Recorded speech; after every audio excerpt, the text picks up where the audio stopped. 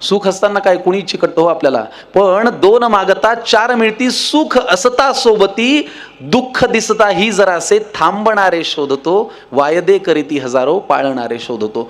तर मला असं वाटतं की सामाजिक क्षेत्रामध्ये, कृषी क्षेत्रामध्ये, शैक्षणिक क्षेत्रामध्ये खरं तर आपण म्हणतो की एखाद्या माणसाचं खूप मोठं काम असलं, आज मी वाघ परिवाराचं, वाघ कुटुंबाचं हे काम पाहिलं. मी आज परफॉर्मिंग आर्ट्सच्या कॉलेजलाही जाण्याची मला संधी मिळाली, मी याही कॉलेजमध्ये बरंच फिरलो. पण वाघ परिवाराचा या सगळ्या क्षेत्रांमध्ये सिंहाचा वाटा आहे असं म्हणायला खरंच माझं मन धजावतं आणि मला आनंद होतो, कारण ज्या पद्धतीने त्यांनी काम केलंय ते फार कमालीचं आहे आणि फार निस्वार्थी भावनेने केलंय. चला आपल्या आजच्या विषयाकडे बोलूया. उद्याचे आपण, उद्याचे आम्ही आणि उद्याचे तुम्ही. काय बोलायचं स्वानंद सर? खरंच आदर्श आपल्या समोर आहेत, कारण ज्या पद्धतीने बघा, साधी गोष्ट आहे, आपण काय पेरतो ते उगवतं, हे आपल्याला या संस्थेतून येताना सुद्धा मला शिकायला मिळतंय. वाघ सरांकडे पाहून शिकायला मिळतं. मी परभणीचं आहे हे सांगण्यामागचं कारण असं की लहानपणी एकदा मी 4-5 वर्षांचा असताना एका रंगमंदिरात गेलो आणि पडदा बाजूला झाला. मी माझ्या आईच्या मांडीवरती बसलो होतो. मी अचंबित झालो. मी माझ्या आईला म्हणलं, अगं आई, स्टेजवरती दिसणार हे सोफा, टीव्ही, कपाट, घड्याळ सगळं आपल्या घरातलंच आहे. तर माझी आई मला म्हणाली, थोडं थांब बाळा, जो माणूस येईल तो आपल्या घरातलाच आहे. मी म्हणलं म्हणजे? ती म्हणे तुझा बाबाच काम करतो. तर मला माहितीच नव्हतं की बँकेतली नोकरी सांभाळून माझे बाबा उत्तम अभिनेते सुद्धा आहेत. त्यांच्याकडे बघून मला असं वाटलं की आपण पण अभिनय करावा की काय. मग बाबा मला म्हणाले की आपण मध्यमवर्गीय आहोत. बघा, उद्याच्याकडे जाताना आज किती महत्त्वाचा असतो. आपण आयुष्यात काय करतो, आपण काय करायला पाहिजे, आपल्या डोक्यातून काय बाहेर येतं, याला सर्वस्वी जबाबदार आपलं बालपण, आपण काय जगलोय, आपण काय झिरपवलंय आणि आपल्यामध्ये काय आहे, याच्याशिवाय दुसरं काही नाही. आज आपण काय जगतोय हाच आरसा आहे उद्या आपण काय करणार आहोत त्याचा, दुसरं काहीच नाहीये. प्रत्येक क्षण ही पेरणी आहे. आजही कुठल्या कार्यक्रमाला जाताना मला स्वानंद सर मानधनच ठरवता येत नाही. लोक म्हणतात तुम्ही किती पैसे घेणार, मी म्हणतो मला कळत नाही. मग कुणाला तरी सांगायला लागतं मला पैसे सांगा वगैरे. तर आमचे बाबा मला कायम हे शिकवतात की कधीही लक्षात ठेव, जोपर्यंत तुला असं वाटत नाही की तू एक जागा हासिल केलेली आहेस, तिथपर्यंत पोहोचलायस, तोपर्यंत प्रत्येक क्षण, प्रत्येक काम, प्रत्येक ठिकाण हे पेरणीचं काम आहे, दुसरं काहीच नाही. ही पेरणीच पुढे आपल्यासाठी मोठा वटवृक्ष होऊन आपल्याला सावली देईल असं माझं मत आहे. तर मी माझ्या आईच्या मांडीवरती बसताना बाबांचं काम पाहिलं. त्यांना म्हटलं मला पण तुमच्यासारखा अभिनय करायचा आहे. तर ते म्हणाले आपण मध्यमवर्गीय आहोत, आपण शिक्षण आधी पूर्ण केलं पाहिजे. मी म्हटलं करू ना मग ते पण साईड बाय साईड. ते म्हणे येडा एक काय, साईड बाय साईड अभिनय करायचा, शिक्षण महत्त्वाचं ठेवायचं. मग ते बँकेत असतानाही त्यांनी मला पूर्णवेळ अभिनय करायची संधी दिली. पण त्यांनी मला पहिल्यांदा जे शिकवलं, मला लोक म्हणतात की अहो काम करताना, बोलताना किंवा कविता सादर करताना तुमचे उच्चार खूप चांगले आहेत. तर माझ्या बाबांनी जे माझ्याकडून पाठ करून घेतलं, जे मला शिकवलं, त्याच्यामुळे मला बोलता छान येतं काम करताना असं लोक म्हणतात. मी अजून म्हणत नाही. तर मला तेव्हा मी 6-6.5 वर्षांचा होतो, जरा 2 वर्ष पुढे सरकली गाडी. माझ्या बाबांनी मला पहिली भूमिका दिली. छत्रपती शिवाजी महाराजांची बालपणीची भूमिका मला त्यांनी करायला लावली. मी 1ली-2रीमध्ये होतो आणि असंच खूप शाळेमध्ये गॅदरिंग सुरू होतं. हेच दिवस होते थंडीचे आणि बाबांनी मला बाल शिवाजींची भूमिका दिली. घराघरामध्ये नाही का आपण मुलांना शिवाजी महाराज करतो, काहीतरी करतो, जिजाऊ करतो, अशा सगळ्या गोष्टी. मग बाबांनी आमच्या एक वाक्य पाठ करून घेतलं. आता वाक्य पल्लेदार होतं, वाक्य पाठही झालं, पण सादर करताना छत्रपती शिवाजी महाराजांची भूमिका करायची इतकी भीती वाटत होती. एकतर त्यांनी मला, मी अगदी छोटासा होतो, एक मोठी तलवार आणून दिली. ती तलवार माझ्या उंचीपेक्षा 1.5 फूट जास्त. कुठून आणली होती काय माहीत. मी चालताना ती स्टेजवर खाली घासत होती. म्हणलं अहो बाबा हे जड आहे. मला म्हणाले हेच घेऊन काम करायचं. मग त्या रुद्राक्षांच्या माळा आणल्या, जिरेटोप आणला, दाढी लावली, सगळं केलं आणि मला त्यांनी वाक्य शिकवलं. मी म्हणलं बाबा पण वाक्य विसरलो तर ते म्हणाले मी असा डाव्या बाजूला उभा असेल विंगेत. माझा पहिला परफॉर्मन्स मी असा उभा होतो, विंगेमध्ये बाबा होते आणि मी प्रत्येक वाक्यानंतर त्यांच्याकडे बघायला लागलो आणि ते जे करतायत त्याच्यावरून मला ते वाक्य आठवायला लागलं आणि मी पुढे बोलायला लागलो. सिच्युएशन अशी होती की छत्रपती शिवाजी महाराज त्यांच्या आईंशी म्हणजे जिजाऊंशी संवाद साधतायत. हे वाक्य माझ्या आयुष्यात अभिनेता म्हणून मी पहिल्यांदा शिकलो होतो. आणि संवाद होता की मा साहेब आपली इच्छा हीच आपली आज्ञा आणि आपल्या आज्ञेचे पालन करणे हे तर आमचे कर्तव्य. बघा आम्ही लहान ते हातवारे आपण पाठ करतो ना, हे हे हे हे असं करतो ना सगळं. मला ते हातवारे लक्षात होतं की बाबांनी आपल्याला काय करून दाखवलं हे माझं पाठ झालं होतं. पण ते त्या वेळेला करणं हे फार गरजेचं होतं. मी घाबरत स्टेजवरती गेलो, घशाला कोरड पडली होती, पण माझं पहिलं काम मा साहेब आपली इच्छा हीच आपली आज्ञा आणि आपल्या आज्ञेचे पालन करणे हे तर आमचे कर्तव्य. गनिमांच्या ताब्यात असलेल्या त्या कोंडाण्यावर मराठ्यांचा ध्वज फडकावा हे आपले स्वप्न साकार केल्याशिवाय मा साहेब या शिवबाला आता झोप येणार नाही. पुढचं वाक्य लक्षात नाही. शिवाजी महाराजांनी विंगेत पाहिलं, म्हणजे मी विंगेत पाहिलं. आमचे बाबा म्हणाले ही रात्र सरायच्या आत, की लगेच ही रात्र सरायच्या आत. पुढे विसरलो. आत पाहिलं, बाबांनी कोंडाण्याची दारं अशी उघडून दाखवली. ही रात्र सरायच्या आत कोंडाण्याची कवाड अशीच उघडून दाखवू, तरच भोसल्यांची अवलाद म्हणून घेऊ. तानाजी मालुसऱ्यांसारख्या मराठ्यांच्या मनस्वितेचे मानदंड, पराक्रमाच्या वेळी पंचप्राणांची पर्वा न करता प्रयत्नांचीच पराकाष्ठा करणारे परमवीर, जीवाचे जोडीदार असताना मासाहेब या कोंडाण्यावरच काय, पण हिंदुस्थानातल्या यच्च यावत गडावर मराठ्यांच्या विजयाची पताका फडकल्याशिवाय राहणार नाही. असं वाक्य मी सादर केलं. आणि आता तुम्ही वाजवल्यात त्यापेक्षा जास्त टाळ्या तेव्हा वाजल्या होत्या, कारण तेव्हा मी लहानही होतो. त्या टाळ्या वाजल्यानंतर छत्रपती शिवाजी महाराज रडायलाच लागले. मला कळलंच नाही आता घडलं काय, हे आपण असं काय केलं म्हणून आता लोक टाळ्या वाजवत आहेत, हे मला कळतच नव्हतं. मला फक्त एवढं माहिती होतं की आपल्या बाबांनी काहीतरी पाठ करून घेतलंय, त्याच्याप्रमाणे आपल्याला वेशभूषा दिली आहे, ठरलेल्या वेळेला ठरलेल्या ठिकाणी हात वारे करून आपल्याला ते म्हणायचंय, आणि याच्यानंतर काय होईल ते बघू. हा माझा पहिला परफॉर्मन्स झाला. लोकांनी उभं राहून, शाळेतले विद्यार्थी, शिक्षक, शिक्षिका टाळ्या वाजवल्या. आणि आमच्या बाबांना एवढं भरून आलं, ते असे धावत आले. त्यांनी मला असं कडेवरती घेतलं आणि मला म्हणाले खूप छान केलंस. विश्वास ठेवा, त्या क्षणी मी ठरवलं होतं की आपल्याला व्हायचंय तर फक्त अभिनेता व्हायचं, दुसरं काहीच व्हायचं नाही. कारण ह्या टाळ्या वाजण्याचा एक आनंद वाटत असतो, ह्या टाळ्या घेण्याची एक लत लागलेली असते, एक व्यसन असतं, त्याची एक नशा वाटते. तुम्हाला मी आवडावं ही एवढी भूक आहे ना, की त्या भूकेपुढे कुठलीच भूक काही नाही. तुम्हाला मी ऐकवावं म्हणजे चांगलं काहीतरी सांगावं, तुम्ही माझं नाटक बघायला तिकीट काढून यावं, ही जी भूक आहे ना ती इतकी मोठी आहे की तीच आपल्याला कुठल्याही क्षेत्रामध्ये काम करायला कामाला येते. हे झालं पहिलं उदाहरण. दुसरं, आमच्या आईबाबांना फार हाऊस होती. मी मुद्दाम उद्याचे आपण सांगताना मुद्दाम मागे जातोय, कारण मागचं कसं रिफ्लेक्ट होतं हे मला तुम्हाला सांगायचं, जे माझ्या बाबतीत मी अनुभवतो.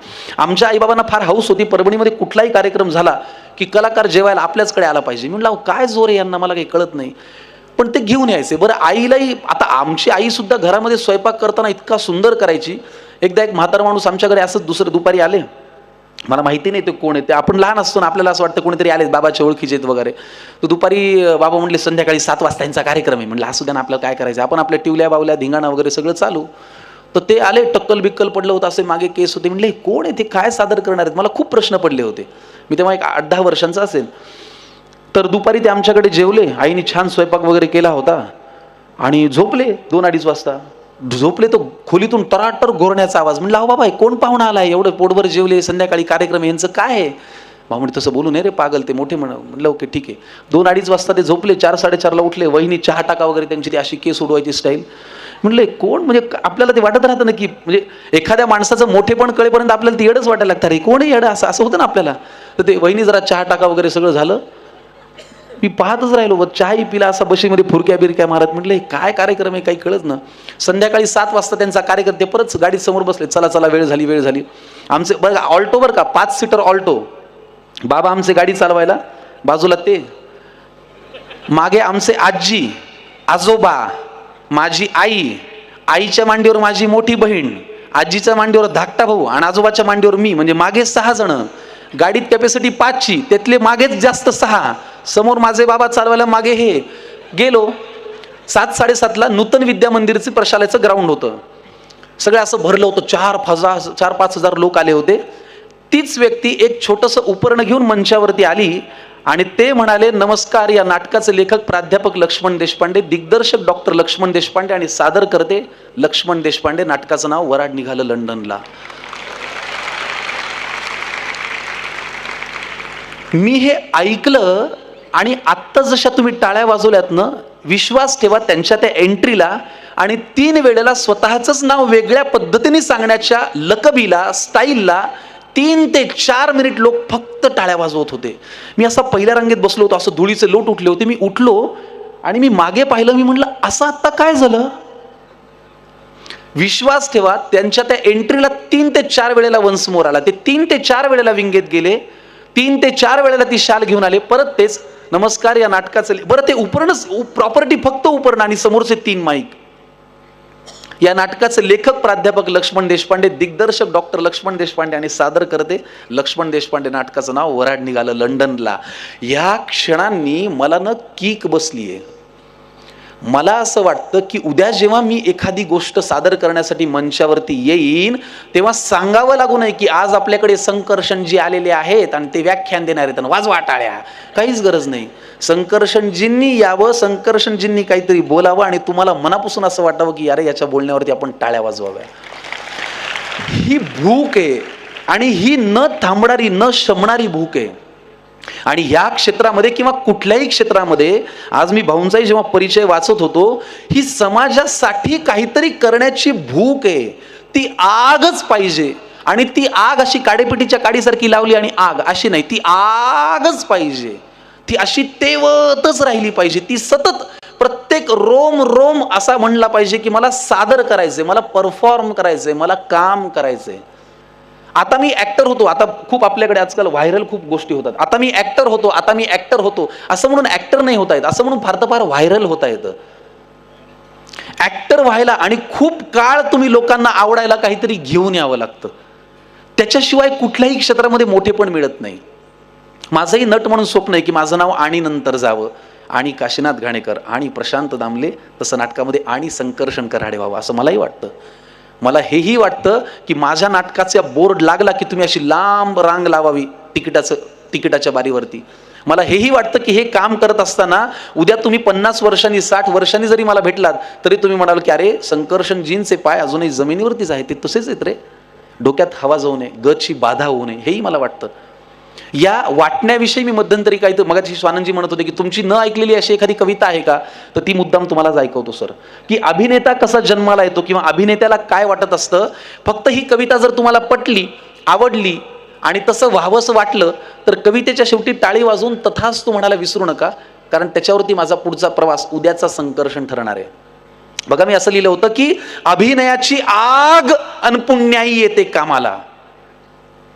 थोडी थोडकी आग नाही, ती खूप अंतर्बाह्य असायला लागते. अभिनयाची आग अन पुण्याई येते कामाला, देव देतो तेव्हा येतो एक नट जन्माला.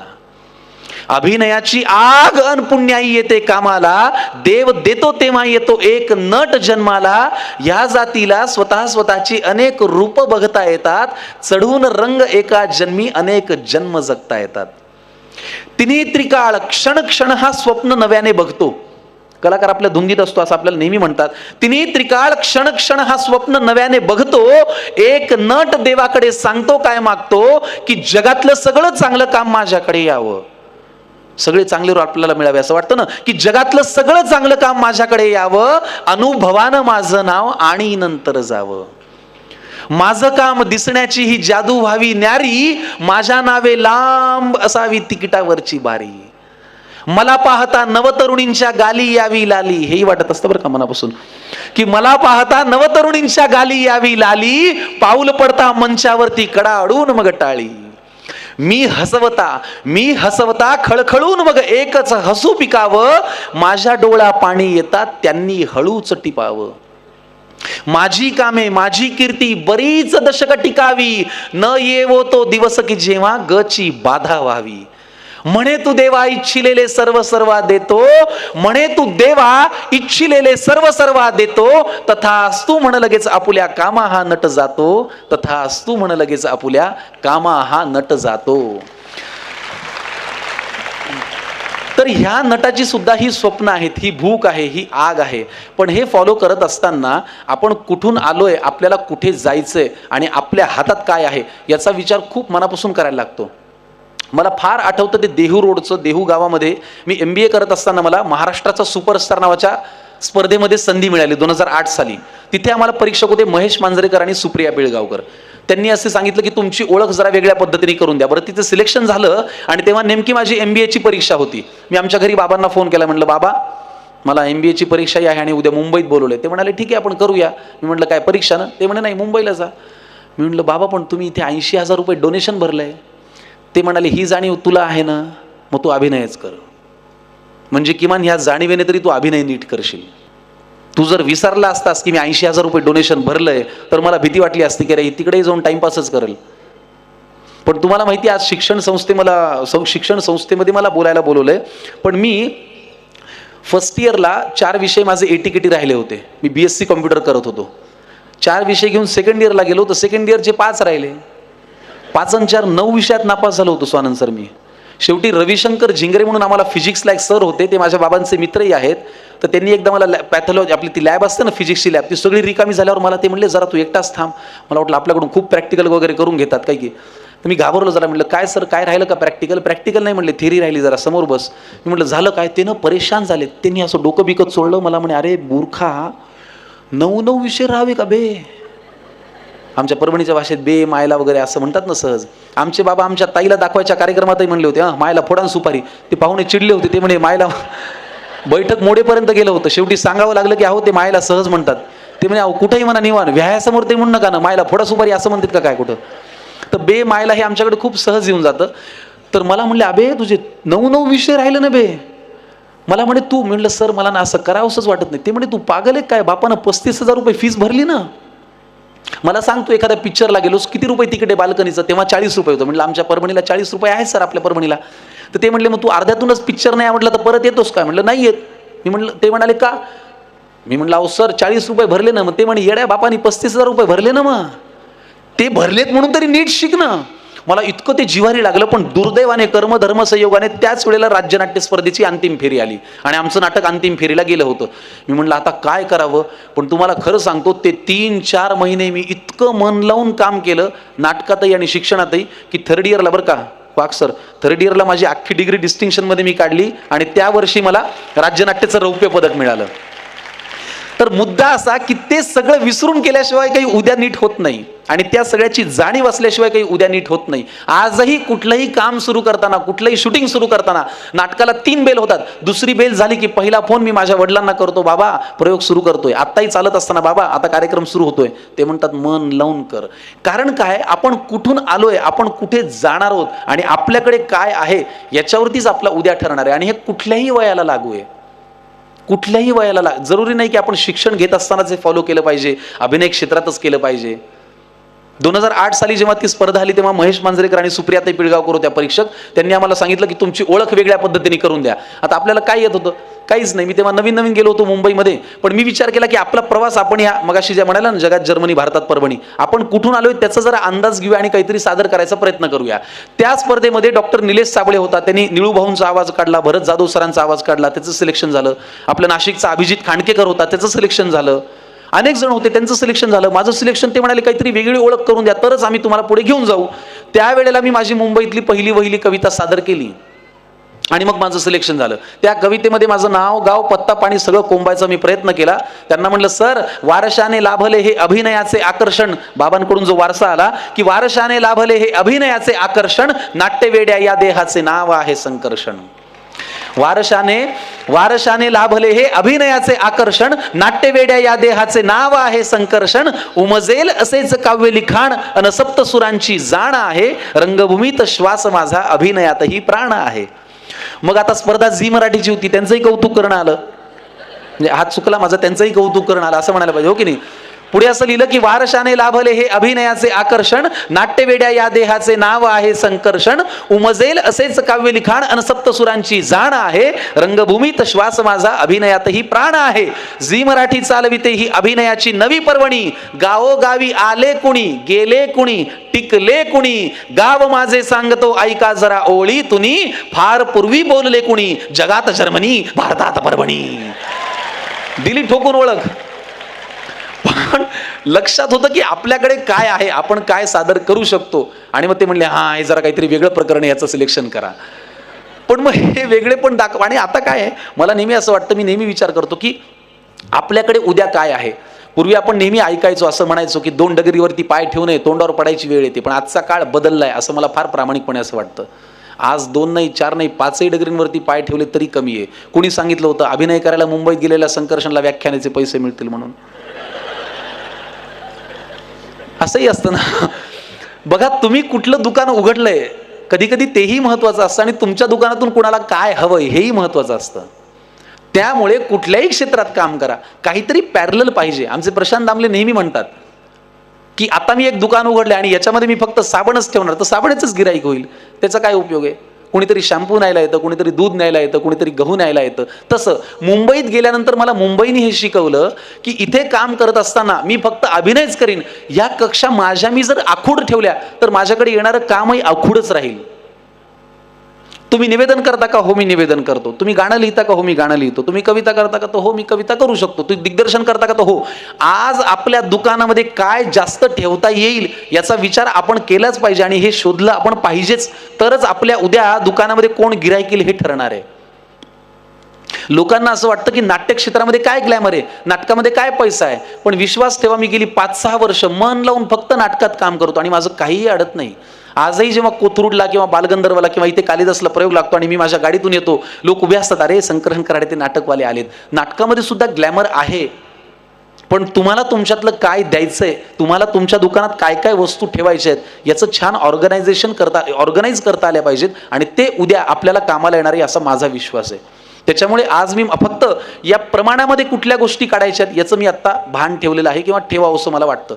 एक व्याख्यान किंवा आज या कार्यक्रमात मी खरं तर कधी व्याख्यानाला गेलो नाही, माझी पहिलीच वेळ आहे.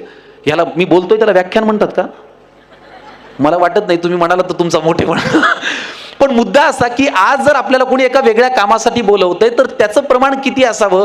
म्हणजे मला परवा मी आत्ता स्वानंद सरांना सांगत होतो, एका इंटरव्ह्यूमध्ये मला प्रश्न विचारला की संकर्षण सर तुमचं आम्ही नियम वाटी लागू 3 तासाचं नाटक पाहतो, जे तुम्ही लिहिलंय, ज्यात तुम्ही काम पण करता, पण नाटकाच्या शेवटी जेव्हा प्रेक्षक उभे राहतात आणि तुम्हाला म्हणतात की सर एखादी कविता ऐकवा, तेव्हा तुम्हाला असं वाटतं का की तुमच्यातल्या अभिनेत्याच्या इमेजवरती तुमच्यातल्या कवीची इमेज हावी झाली?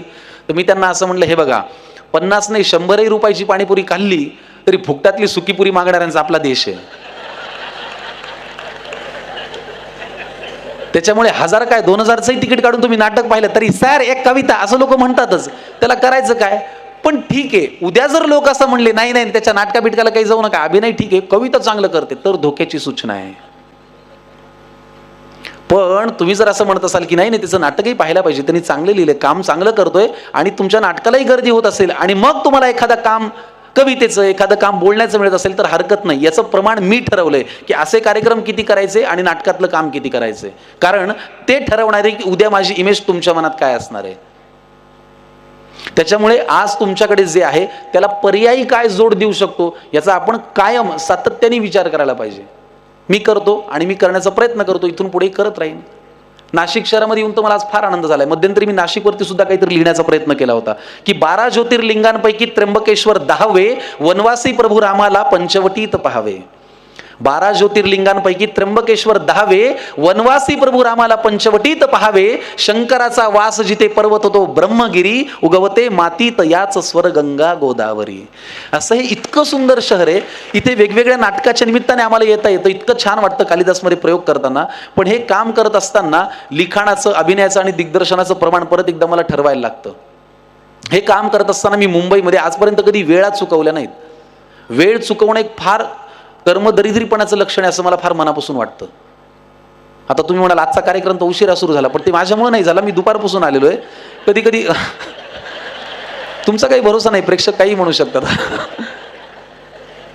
आम्ही तर बसलो होतो थंडीत, तुम्हीच अर्धा घंटा लेट आले, हो मान्य आहे मला, पण ठीक आहे. काय ते कधी कधी पण आपल्या कामाची, आपल्या सादरीकरणाची, आपल्या उपस्थितीची वेळ न चुकवणं ही सुद्धा फार महत्त्वाची गोष्ट आहे. कारण प्रेक्षक कधी कधी भेटल्यानंतर इतकं मन मोकळं सांगतात, कधी कधी नाटकाच्या प्रयोगानंतर सुद्धा फार जपून बोलायला लागतं. आजकाल कुठल्या वेळेला कुठला कॅमेरा ऑन असेल, आमच्या तू म्हणशील तसं नाटकामध्ये माझी भूमिका खूप एनर्जेटिक आहे, धिंगाणा घालणारी आहे. तर खूपदा महिला काय होतं, प्रेक्षक भेटायला उत्साहाने येतात, उत्स्फूर्ततेने येतात, निवडलेले शब्द आणि पोचवणारा अर्थ याचा काही संबंध नसतो, तो आपल्याला लावायला लागतो. तू म्हणशील तसं नाटकामधली भूमिका खूप एनर्जेटिक आहे. एकदा एक मॅडम मागे आल्या, मला म्हणे अहो मस्त केलं तुम्ही, छान स्टॅमिना आहे तुमचा.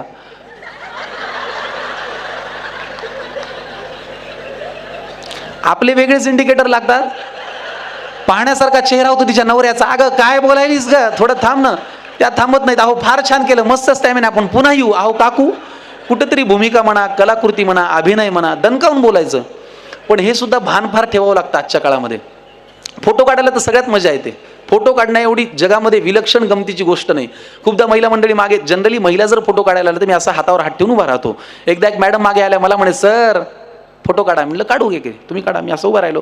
मला म्हणे सर असं नाही, अंगावर हात टाका. आता अंगावर हात टाकण्याचा अर्थ काय होतो? मी तरीही गंमत करायचा प्रयत्न केला. मी म्हटलं अहो ताई मी कशाला, तुमचा नवरा सोबत आहे, त्याला सांगा ना अंगावर हात टाकायला. ते त्याच्यापेक्षा येडं होतं. ते मला म्हणे सर मी फोटो काढतो, तुम्ही टाका अंगावर हात.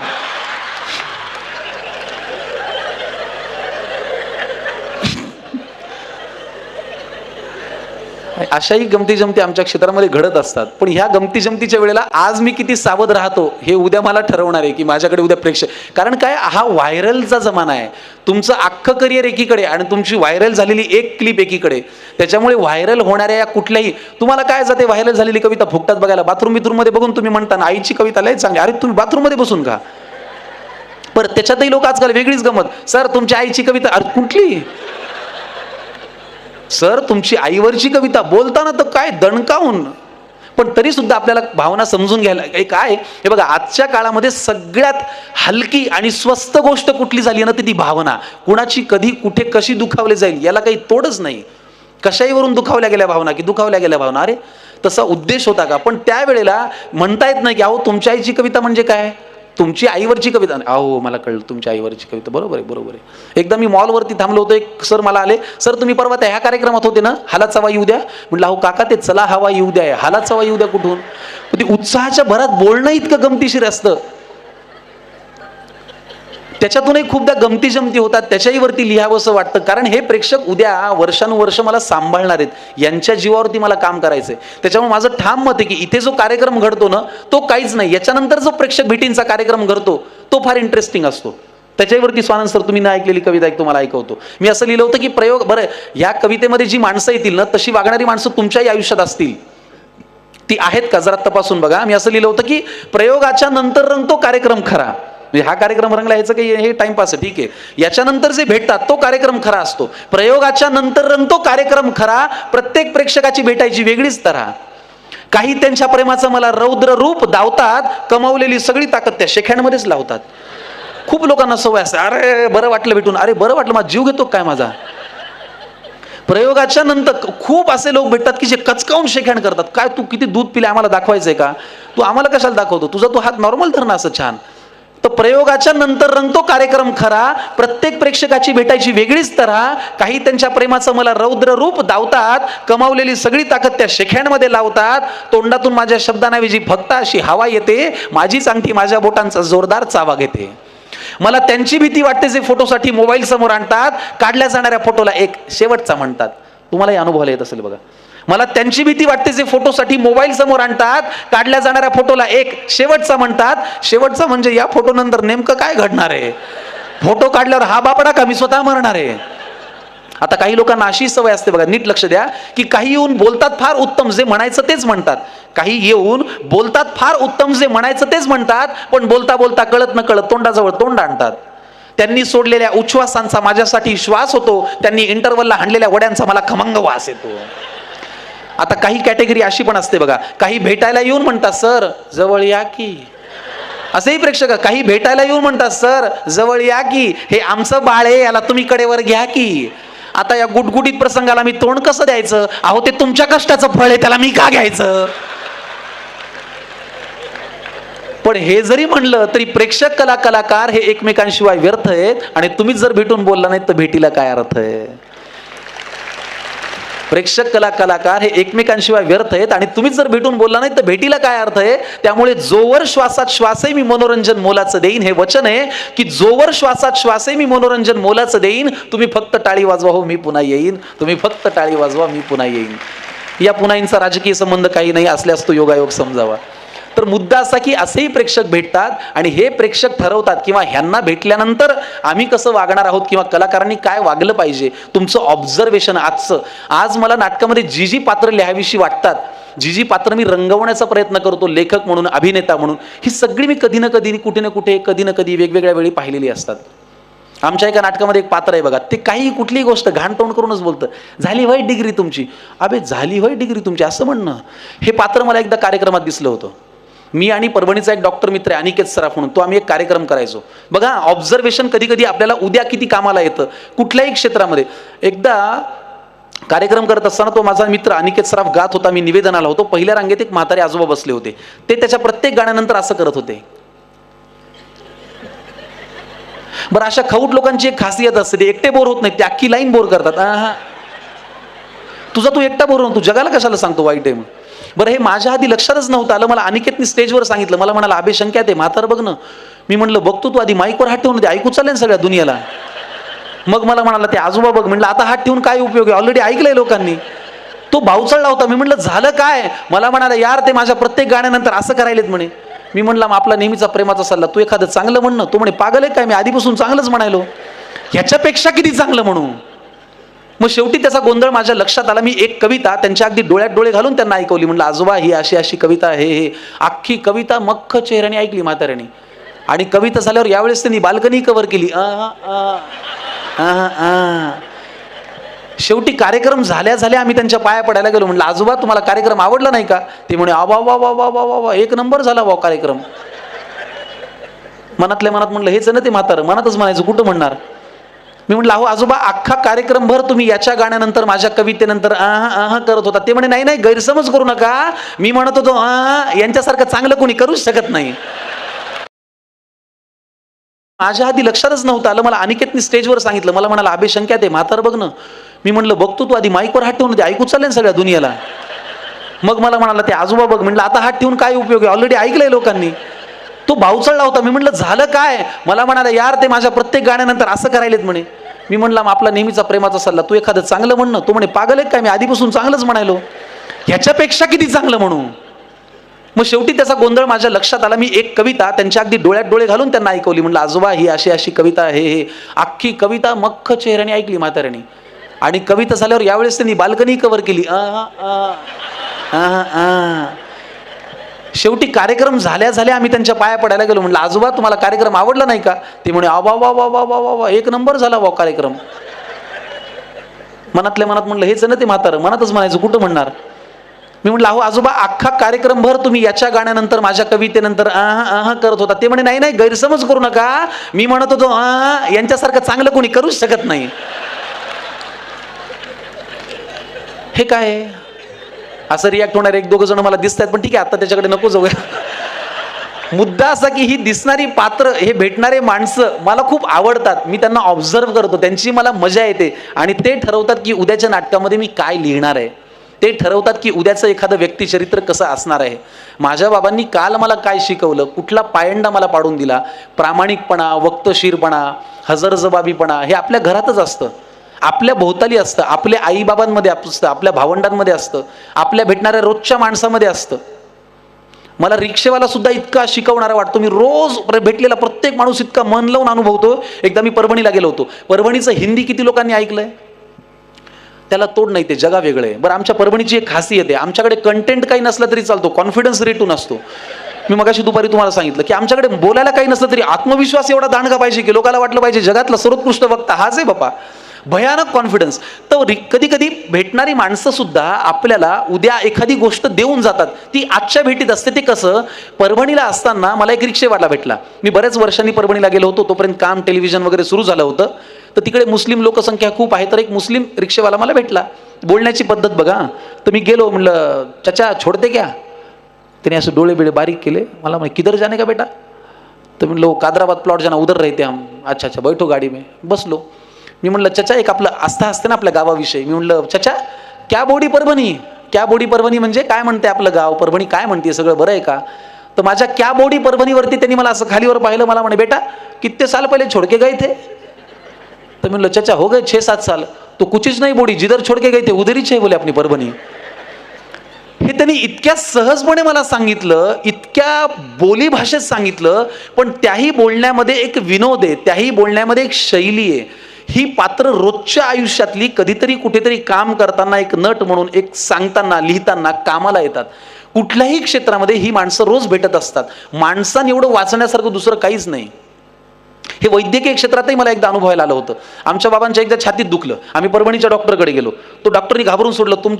बरं त्यांनी उत्तरही असं दिलं. ते म्हणले आताचं ECG नॉर्मल आहे, पण तुम्हाला पूर्वी कधीतरी काहीतरी होऊन गेलंय. ते म्हणले अहो काहीतरी काय, मला 3 पोरं होऊन गेले, आता काय सांग. ते म्हणले अहो तसं नाही हो, तुम्हाला छातीमध्ये काहीतरी होऊन गेलंय म्हण. तर आमचे बाबा घाबरले. आता कोण घाबरणार नाही, पूर्वी काहीतरी होऊन गेलंय, याला काय चॅलेंज आहे. आम्ही सगळेच घाबरलो. मग आम्ही त्या हायकोर्टने निघालो औरंगाबादकडे जायला. औरंगाबादच्या एका मोठ्या डॉक्टरची अपॉइंटमेंट मिळाली, सहस्त्रबुद्धे, ते कार्डिओलॉजिस्ट वगैरे. मुद्दा बघा ऑब्झर्वेशनचा. तर आमचे बाबा तर एवढं ते काहीतरी होऊन गेल्या म्हणलं, मफलर बिफलर गुंडाळली, अख्ख्या ट्रेनमध्ये अशी छाती बिती जवळ आणून म्हणलं, अहो बाबा होऊन गेले, आता काय एवढं टेन्शन घ्यायचंय, अजून तर काही होईन ना तुम्हाला. नाही म्हणले, पण ते होऊन गेलं म्हणले. म्हणलं अहो मग आता काय कुरवाळून किती बसला. आम्ही औरंगाबादला गेलो, डॉक्टरच्या केबिनमध्ये बसलो. त्यांना जाऊन सांगितलं की अहो परभणीला असं असं झालं, ECG काढला. आणि ते म्हणले की तुम्हाला कधीतरी काहीतरी होऊन गेले. त्यांनी फाईल फाडून टाकली. ते म्हणले अहो तुमचं वय काय. आमचे वडील म्हणले 47. तेव्हाची गोष्ट, 47. त्यांनी फाईल फाडली. ते म्हणले घरी जाओ, काय माझा वेळ वाया घालू नका, तुमचाही घालू नका. ते म्हणले नाही पण मला थोडं कसं कसं झालं. ते म्हणले तुमचं कसं कसं ठेवा तुमच्याकडं. पेशंट दाराचा हँडल कसा उघडतो, कसा चालत येतो, कसा बसतो आणि कुठल्या श्वासामध्ये बोलतो, याच्यावरूनही आम्हाला कळतं की या पेशंटला काय झालेलं आहे. तुम्हाला काहीच झालेलं नाही. तर क्षेत्र कुठलंही असो, माणसं वाचणं हे फार महत्त्वाचं आहे. आमच्या क्षेत्रात तर दर दिवशी माणसं वाचायला मिळतात, प्रेक्षकाच्या रूपात, दिग्दर्शकाच्या रूपात, सहकलाकाराच्या रूपात, अभिनेत्याच्या रूपात. आणि त्याची एवढी मजा येते, ते तुम्हाला डेव्हलप करत असतं. ते मला दर दिवशी वेगळं काहीतरी शिकवून जातं. घरामधून येतं ते, तुम्ही ऑब्झर्व करता ते. तिसरं, माझं वाचनावरती फार विश्वास आहे. इतका विश्वास आहे, इतका विश्वास आहे की वाचनासारखं दुसरं काहीच नाही. मध्यंतरी जावेद अख्तरांची एक मुलाखत मी ऐकत होतो. त्याच्यात त्यांना विचारलं की खूप लोक आजकाल मुलाखत घेताना प्रश्न विचारतात, you know what I mean. तर ते म्हणले I don't know what you mean. तू मला सांग तुला काय म्हणायचंय. म्हणजे तुम्हाला कळलं ना मला काय म्हणायचं. नाही कळलं आम्हाला, तू सांग तुझ्या शब्दात. जावेद अख्तरांनी त्याच्यात एक वाक्य फार छान वापरलं की तुम्ही वाचलेले सगळे शब्द हे तुमच्या घराच्या विटांप्रमाणे काम करतात. तुम्ही जेवढे शब्द वाचाल तेवढा तुमचा बंगला मोठा. हे वाचलेले शब्द कधीतरी कुठेतरी तुमचे मित्र होऊन तुमच्या मदतीला उभे राहतात आणि तुम्हाला एक छान पल्लेदार वाक्य म्हणायला ते तुमची मदत करतात. मध्यंतरी देवा झिंजाडांचं एक फार सुंदर मी पुस्तक वाचलं, ती 1 भाकर 3 चुली. मी त्याच्याविषयी लिहिलं सुद्धा होतं. त्याच्यामध्ये इतकं सुंदर पत्र शेवटी आई त्या मुलाला लिहिते. ती आई त्या मुलाला लिहिते की बाळा तू परगावी जाऊन शिक्षण घेतोयस, एक काम कर, परक्या गावामध्ये तुझं आपलं कोणी नाहीये. जेव्हा दुसऱ्या गावाला जाऊन प्रगती करायची असते तेव्हा एकच सूत्र पाळावं, पोटात शिरून राहा. कुठल्याही क्षेत्रात तुम्ही काम करा. आज काही विद्यार्थी आणि विद्यार्थिनी सुद्धा इथे आहेत. जेव्हा आपण कुठेतरी जाऊन स्वप्न घेऊन, कुटुंबाचं आपलं स्वप्न घेऊन काम करायचा प्रयत्न करत असतो, तेव्हा खरंच आपल्याला कितीही गोष्टी नाही पटल्या तरी पोटात शिरूनच राहावं लागतं. माझ्या क्षेत्रात काम करताना तुम्हाला असं वाटतं का की सगळ्यांना आनंद होत असेल. संकर्षण करायची 3 नाटकं चालू आहेत किंवा त्याच्या कविता लोकांपर्यंत पोहोचतात. त्रास असतो, वाईट वाटत असतं, खुपत असतं, ते आपल्याला ओळखावं लागतं. पण अशाही वेळेला आपल्याला त्याही माणसाच्या पोटात शिरूनच राहावं लागतं, दुसरा पर्याय नाही.